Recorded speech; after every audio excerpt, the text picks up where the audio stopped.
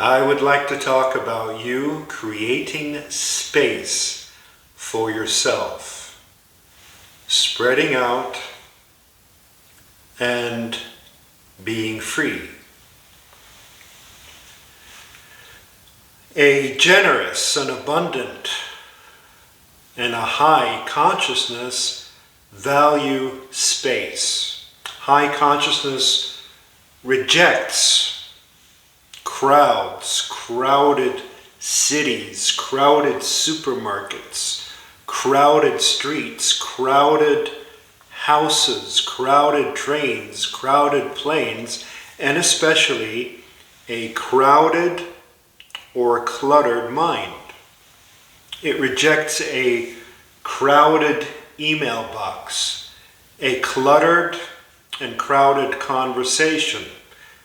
So here we're talking not only about physical space, but also about mental space.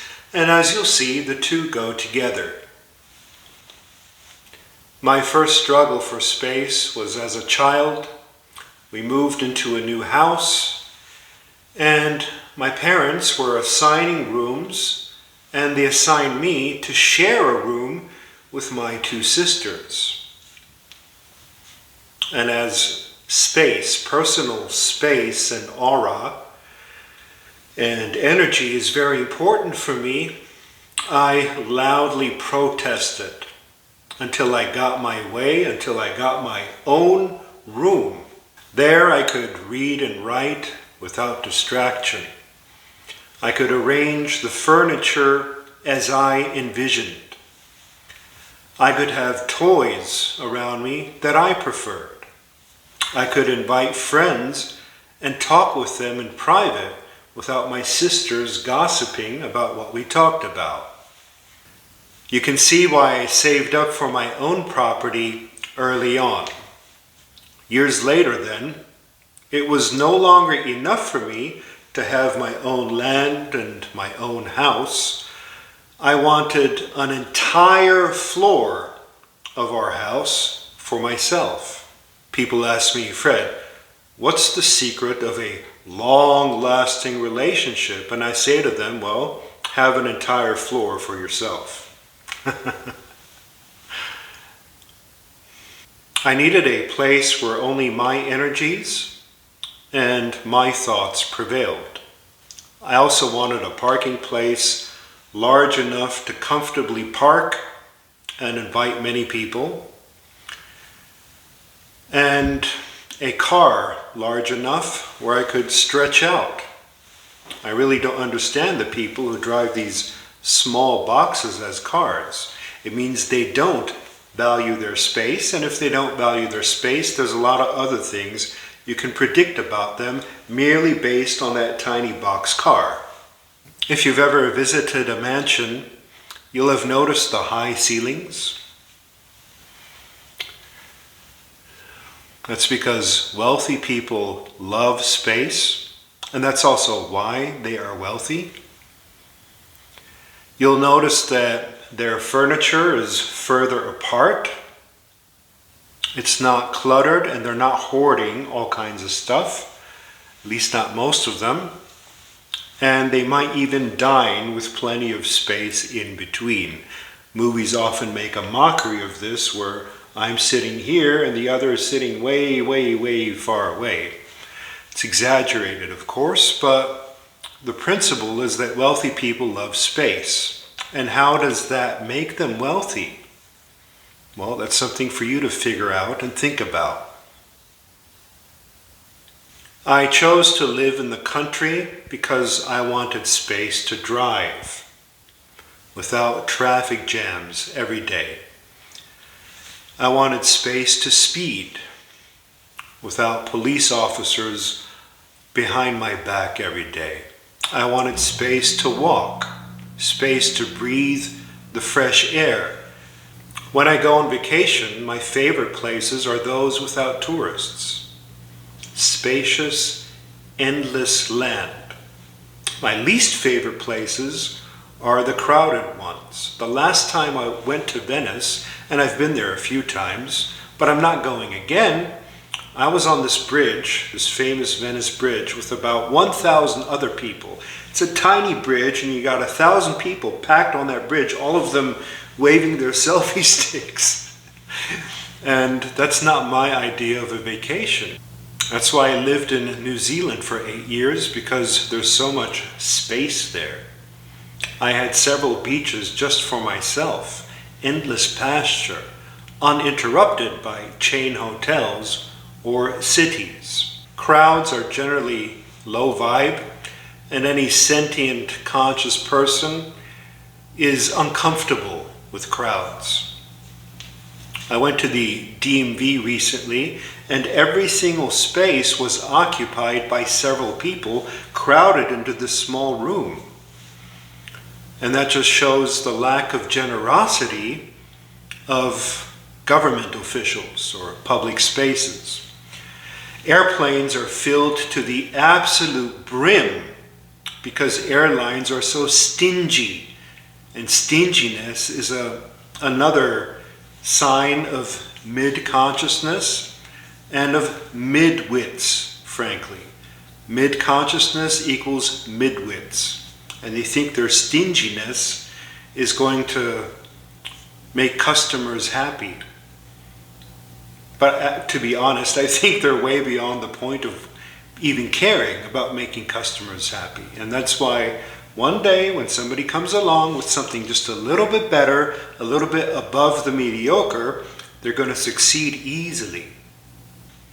These airlines will sell last-minute tickets for $20 just to fill free seats.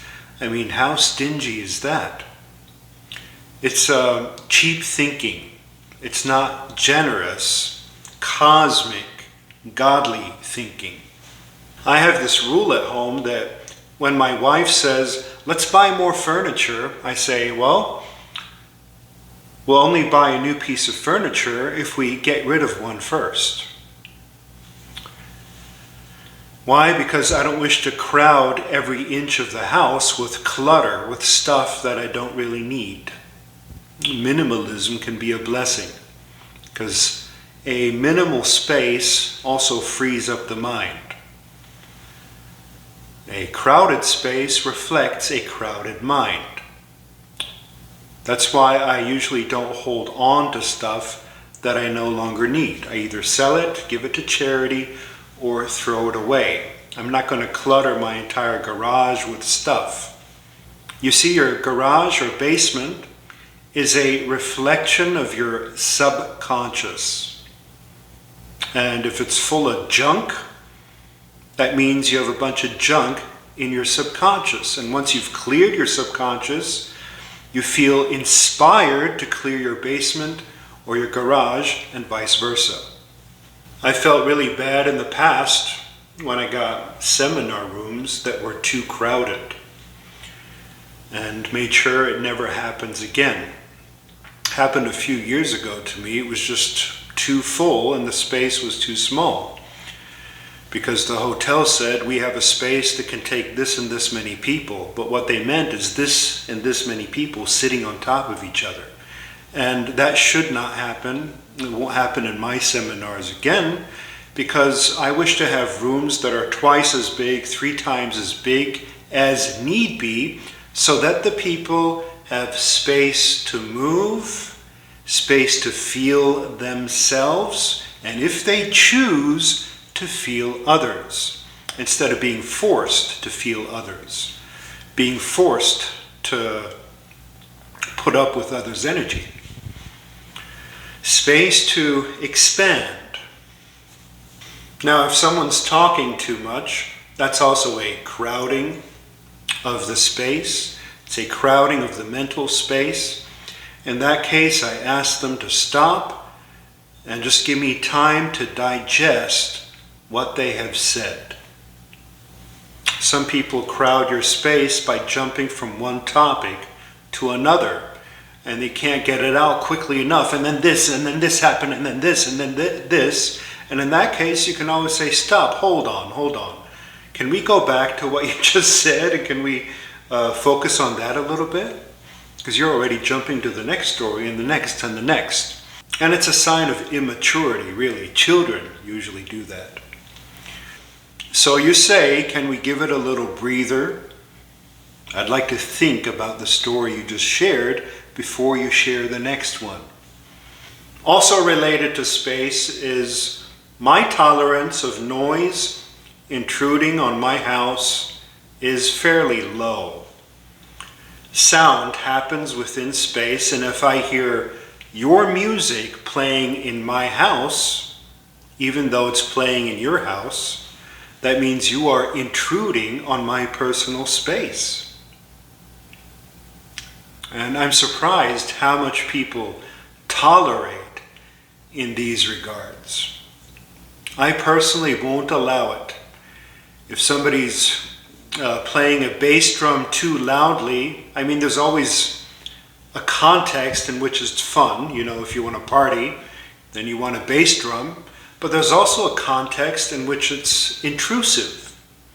Like if I'm meditating and I want to lower my heart rate to maybe 70 beats per minute, slow it down, boom, boom. Boom, boom. And then there's this bass drum, boom, boom, boom, boom, boom, boom, boom. It's an imposition. It's almost like rape, frankly.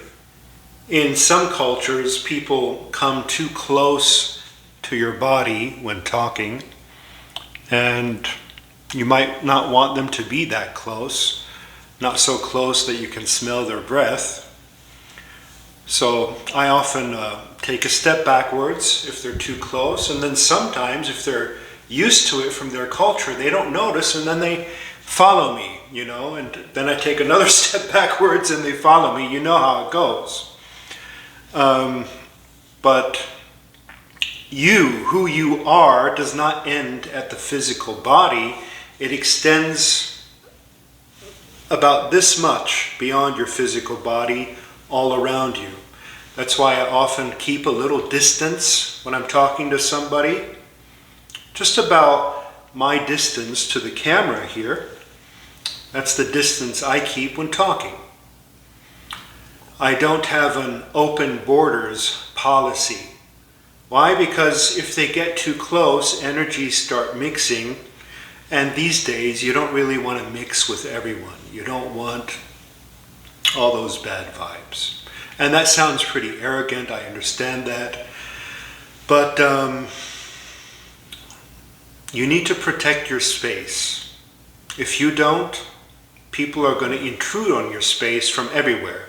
And I'm not really strict with this. If somebody intrudes on my space once in a while, so what? Okay, I can tolerate an hour of loud music. I can tolerate some people hugging me even though I didn't ask for a hug. That's okay. But in accumulation, it starts feeding off of your vitality, your life force, your level of energy. The exception to this is, of course, people you love, people you know, your friends, you know, people you don't mind mingling with. Setting boundaries creates space. I have a whole workshop on my website with the name Setting Boundaries. And it's an excellent workshop. I recommend anyone do it. There's so many examples of this. I mean, a lot of complete strangers, because I'm an author, a lot of complete strangers think they know me because they read a book of mine, and they can send me as many emails as they want, describing their entire life, all of their issues, sending me poetry, offering me a massage. And this happens on a regular basis. This happens every day. Every day I open my email, and it's fortunate that I only spend half an hour a day on my emails, and then I close it and don't look at them again for the rest of the day. And that's me protecting my space. I have an assistant who takes care of the important emails, but I set boundaries by having them relayed to an assistant or to spam. That's me setting boundaries, and folks get offended by that, because I didn't respond to a plea of a complete stranger personally. But it's my space and my time, and if I don't protect it, nobody will. And I recommend the same for you. If I were to answer every email that lands in my inbox, I'd never produce anything of value because I'd be sitting online all day. I'd never even get outside. If someone lies to me more than a few times, I cut them out of my life so quickly because their behavior intrudes on my peace of mind. That's my mental space. And if you have mental space, you always have peace of mind. Your mental space can only be defended by clear boundaries. Animals know all about space. My cat has marked her territory and won't tolerate any other cats in her garden. And that's a good thing. When I was in my early 20s, I'd not yet learned about creating space for myself as much as I have now. And I didn't know how to occupy space, much less dominate it. So nightclubs and discos made me feel a little insecure because of the loud music. I couldn't use my voice, which is one of my assets, and I didn't like that. I always had to scream at others. So if you're not feeling secure, you're in avoidance mode. And when we went to nightclubs or parties, I'd usually seek out some kind of pacifier. Like I'd lean against the wall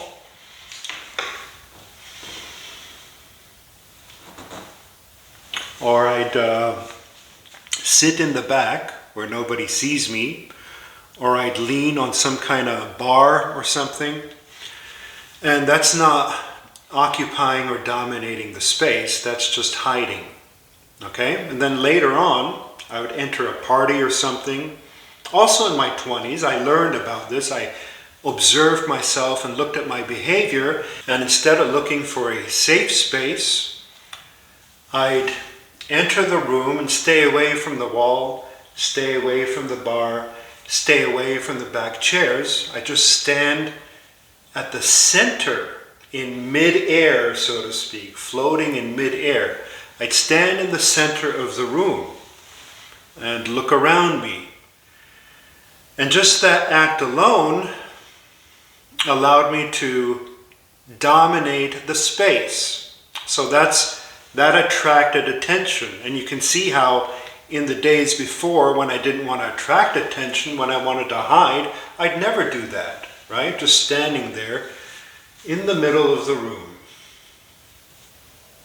And then people would actually come up to me and initiate conversation because they'd be like, who is this guy?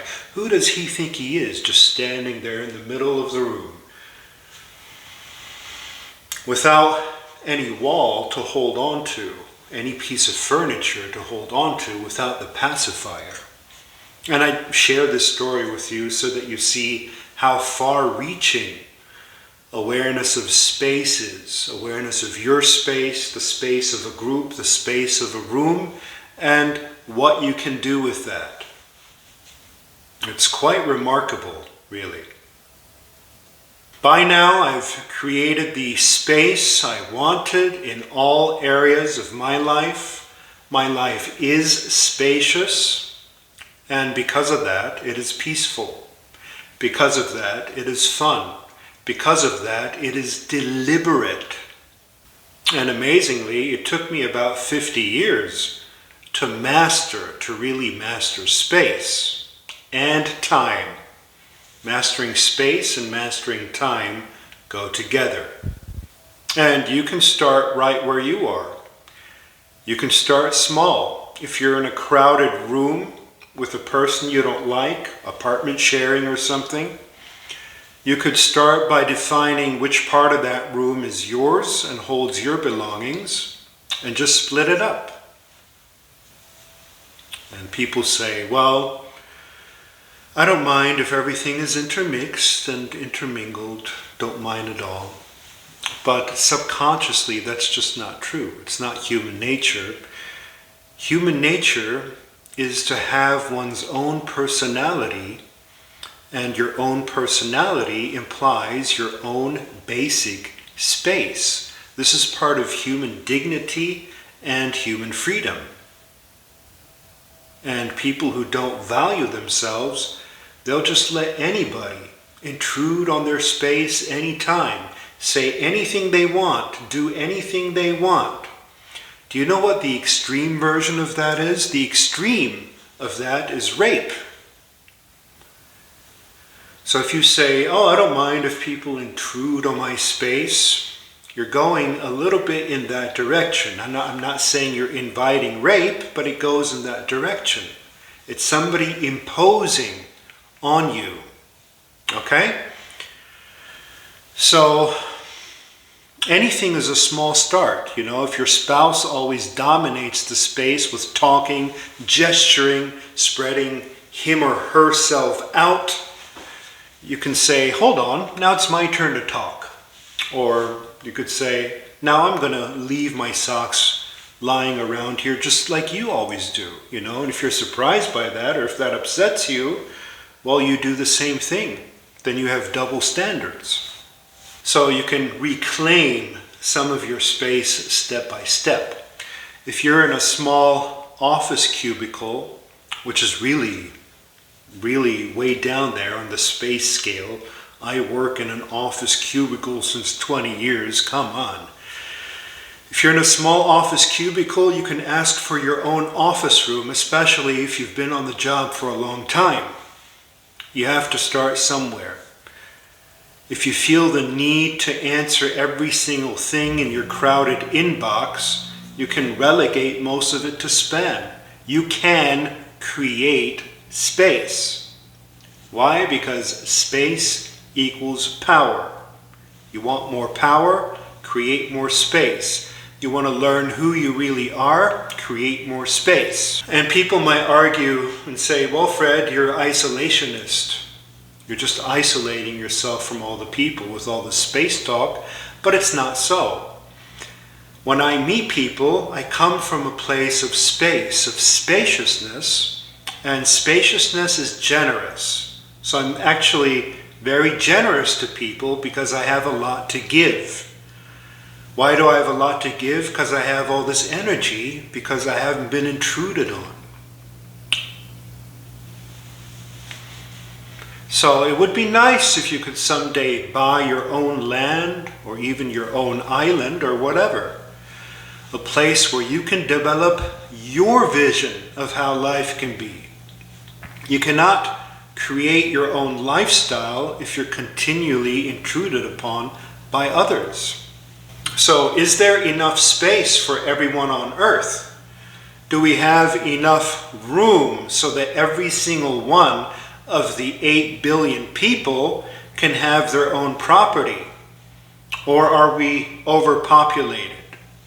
Well, I believe there's enough space for everyone. And scientists have actually studied this and concluded, yes, the whole world could actually fit into Texas. That's how much space we have. Most of the places you go in the world, they're empty. Empty space, okay? There's enough space for everyone, but only very few claim their space. Here's something else interesting. City people, people who live in the crowds, are socially a little colder because they're forced to interact every day. The interaction is not their choice. This is why country people are a little more warm-hearted, less jaded, more welcoming. You know, it's so much easier to interact with people if you're not forced to interact. And that's why I say I'm not isolationist. I'm spacist, if you want to give it a name. You can call me a spacist. A part of mental space is also granting other people space. If you've created spaciousness for yourself and a place where you can truly be yourself, You become more tolerant of other space and time, and also tolerant of their quirks, their habits. And then you say, well, do whatever you like in your space.